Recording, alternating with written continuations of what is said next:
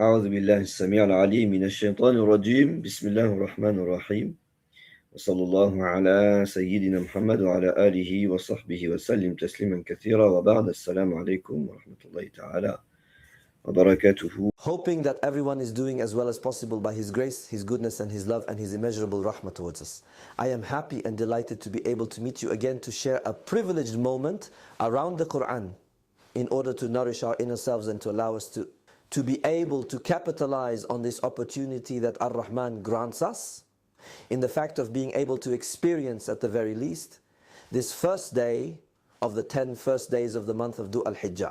And the idea really was to share with you a little excerpt from our podcast. It's actually the very first episode of a series where we are going to try and understand together the profoundness of Surah Al-Hajj. We are going to tackle themes that can sometimes throw us off. The end of time, the illusions of our era, and how this pilgrimage comes in a certain way to shield our soul. So there it is, to listen to this gathering in its entirety and to follow the rest of the series. I truly invite you to visit our pre-launch website, designed especially for you Al-Hijjah. And to accompany you as best as possible in this journey, we have prepared for you, by His grace, an ebook and a spiritual planner, which are offered to you entirely for free. You will find the link just below in the description. So let's get back to it. إن زلزلة الساعة شيء عظيم. The earthquake and the convulsions of a sa'a. So sa'a, it is a moment of upheaval. So we were fortunate at the Arabic Quranic Institute to do a session precisely on the end of time, on eschatology, because that is what eschatology means. The logic and the meaning of the extremity of a thing, that is to say, of the end here, of the end of a time. As-sa'a is this moment of upheaval that will signify, which will be the indicator and the sign and the condition of what? Of the end of a cycle, of the end of a time, to shift into another cycle, obviously, which is going to be eminently different. So in truth, Surah Al-Hajj fits very logically, given its etymological meaning and its first verse. There is a perfect correspondence between this notion of a completed cycle. And Allah tells us about what? About as-sa'a. Obviously the sa'a, which concerns all of humanity and against which one must be protected. One must be protected, why? Precisely in order to be preserved, to be spared the overwhelming images that are given to us right after. What are the overwhelming images? There are three images. The first is that the woman who is nursing an infant, it's not that she will drop it in a certain way. Yes, she will stop nursing the soul that carries life. Here it is either the woman indeed who is expecting the child and who will give birth prematurely. It's the third, fourth month, no matter. As soon as there are the convulsions and the earthquake of this moment of upheaval, the woman who carries life will give birth before her term. So it can also mean, from a symbolic point of view, that any soul carrying a project that is still in gestation will be forced to terminate and actually stop this preoccupation. Like a mother who carries life is preoccupied with her child. And it's somewhat logical. There is nonetheless a life being built, being shaped within her.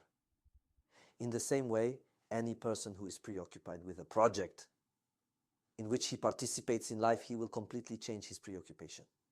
That is the first image that is ultimately given with these two different images, which is that there is only one thing that will preoccupy us.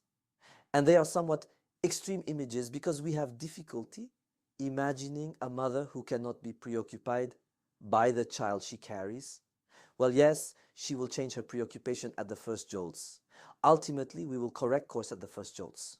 وترى الناس سكارى وما هم بسكارى ولكن عذاب الله شديد. Verse 2. And we will see people a bit drunk, at least in appearance. They will appear to us staggering like people who are drunk and under the influence of alcohol, due to the overwhelming nature of this tipping point moment. And these images, in fact, have the function of, so it's more than awakening, it's reawakening, I even want to say resuscitating consciousness. Every human consciousness that does not have as its ultimate preoccupation its quest for God, its divine quest, ultimately its final destination will be awakened in a rather shaking manner. At times, in fact, we may be led to shake someone because, in fact, he remains in his own preoccupation and is not in a state of wakefulness. He is not, in a certain way, he is not awakened. He is completely asleep, regarding the true preoccupation of the moment, which is eminently weighty, eminently important, eminently consequential. With just these first two verses already, we make the connection very easily between the beginning of this surah and this notion of cycle completion, which is the first symbol phenomenon I gave you for the ruh hajaja.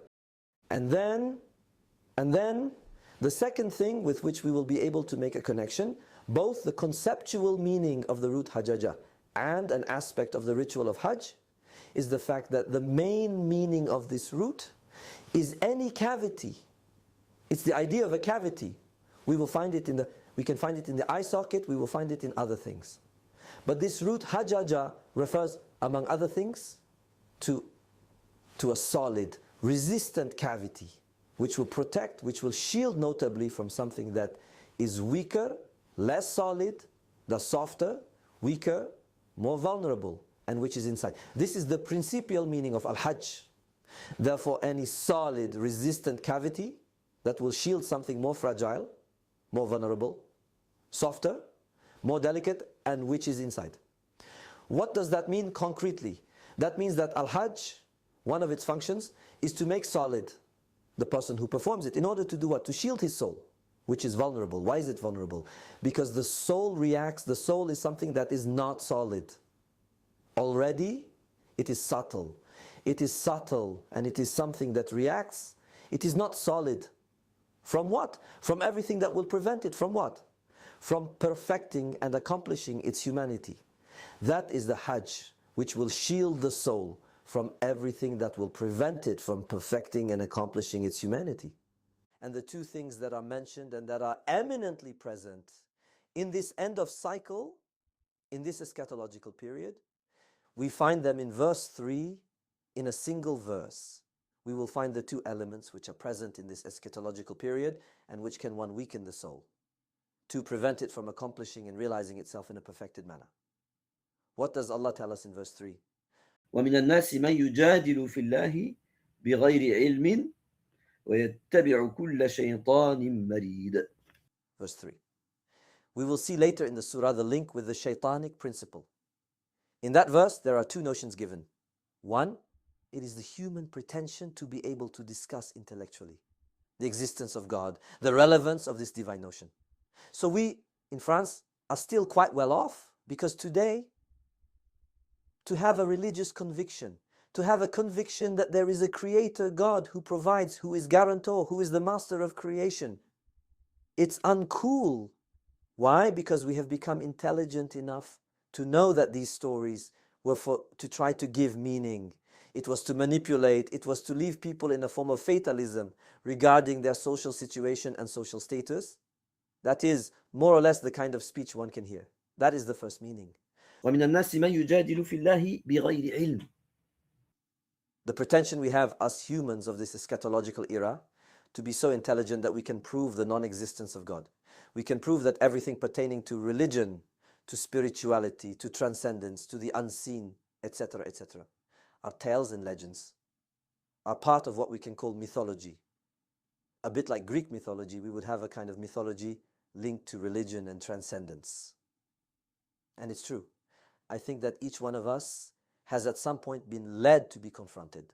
Obviously on the condition that we are in this approach of the Hajj. We are all in a certain way potential Hajj in the making. Why? Because the Hajj is the one who is in quest of God. In this quest to Allah, in this quest to recover Ar-Rahman, have we all once found ourselves confronted with what? To a kind of discussion, where people will argue with arguments that actually have no solid foundation whatsoever, where we are somewhat mocked, we are somewhat turned into derision regarding our position on the importance, the ultimate importance of the spiritual journey of the divine quest, of religion, of spirituality, etc. I recall that the word ilm here, one of its meanings is the notion of certainty. So we have a very, very beautiful illustration. Today, the human being is subjugated by AI. And in AI, there is 0.00001% of things that are certain. The rest remains human thought, of theory, of suppositions, of interpretation. At times, it is hallucination. That's a technical term also used to speak of AI that hallucinates. or quite simply says things that are false. That is the first element. To think that with our small intelligence we can grasp and judge what pertains to the divine. What pertains to the divine.